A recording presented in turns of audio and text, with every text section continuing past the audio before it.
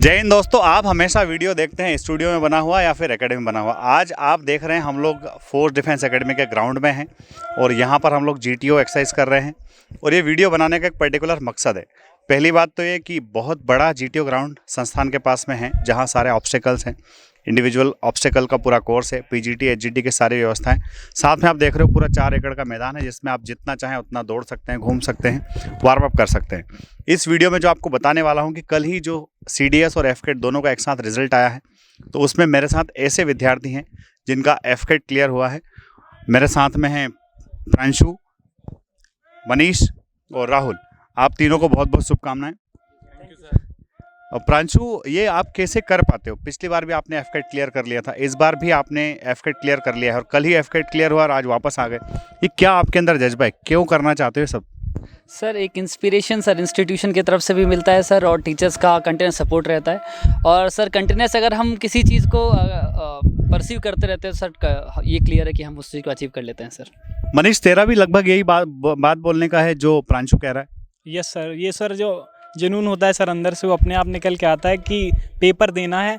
और अगर एक बार आप जैसे एसएसबी दे के आते हैं, एसएसबी में आपके पक्ष में कभी रिजल्ट नहीं होता है, तो आपको बिल्कुल रुकना नहीं है, आपको फिर से पेपर की तैयारी करनी है एंड अगेन एसएसबी में जाना है, रिकमेंड होके ही आना है। बहुत बड़ी बात बोली मनीष ने कि अगर आप एसएसबी में रिजल्ट आपके फेवर में नहीं आता है तो आपको रुकना नहीं है, आपको लगे रहना है।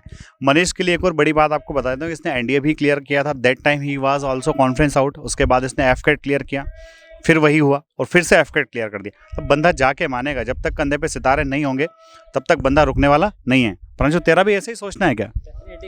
अरे दांगी की बात सुन लो यार, ये दांगी तो बड़ा कमाल का है। सोचो, जब किस्मत धोखा देती है ना, तब मेहनत चौंका देती है, और ये साबित किया इस दांगी ने। इसके साथ क्या हुआ, एयरफोर्स के इसके सारे फेजेस क्लियर थे, एनरोलमेंट लिस्ट में भी नाम था, बस ज्वाइनिंग होने वाली थी और ज्वाइनिंग के पहले वो सारी प्रोसेस रद्द हो गई क्योंकि अग्निवीर आ गई। दांगी ने बोला क्या करूं सर? मैंने कहा भाई तू छोड़ दे, अब तू सोल्जर बनने वाला था, अब तू ऑफिसर बनने के बारे में सोच। और दांगी ने वही किया और फिर इसने कोशिश चालू कर दी एफकेट के लिए।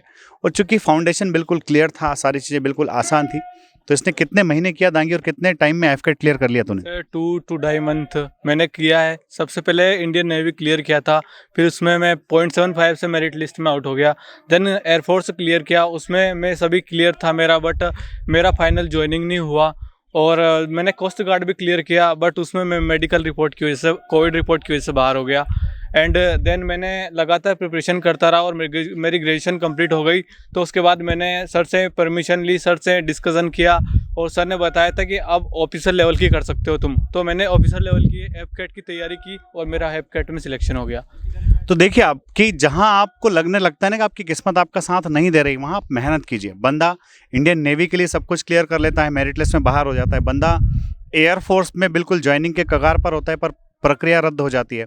कोस्ट गार्ड में सब कुछ क्लियर था, मेडिकल रीज़न हुआ, कोविड की रिपोर्ट मांग रहे थे, सिर्फ 4 दिन पुरानी रिपोर्ट मांग रहे थे, पर बंदे के पास जो रिपोर्ट थी वो 5 डेज पुरानी। सोच लिए, इतना छोटा सा रीज़न था और ये रीज़न काफ़ी थे ज़िंदगी भर अपने आप को बेचारा साबित कराने के लिए। पर आप ध्यान दीजिए, आपको बेचारा साबित अपने आप को नहीं कराना है, आपको मेहनत करना है, क्योंकि आपकी मेहनत ही आपको आपकी मंजिल से मिलवा सकती है। प्रांशु, एफकेट के लिए क्या तेरी स्ट्रेटेजी थी? कैसे तूने स्ट्रेटेजी बनाई, किस तरह से प्रिपेयर किया और कैसे back to back 2 times you have cleared एफकेट?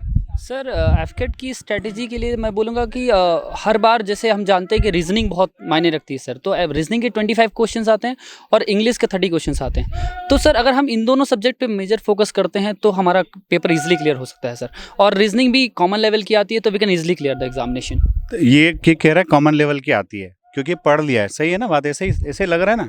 इतना कॉमन भी नहीं होता। देखो, पढ़ाई तो करना पड़ेगा, सिंसियरली करना ही पड़ेगा। लाखों लोग एग्जाम में बैठते हैं और सिर्फ हजारों ही पास होते हैं। रीज़न सिर्फ एक ही है कि जो पास होते हैं वो मेहनत करते हैं। पर कई बार ऐसा देखने में भी आता है कि जिसने मेहनत किया होता है वो बताता नहीं है, और जो मेहनत नहीं करता है वो ढोल पीटता रहता है कि मैंने ये कर लिया वो कर लिया। मनीष, तेरे मोटिवेशन का क्या राज है?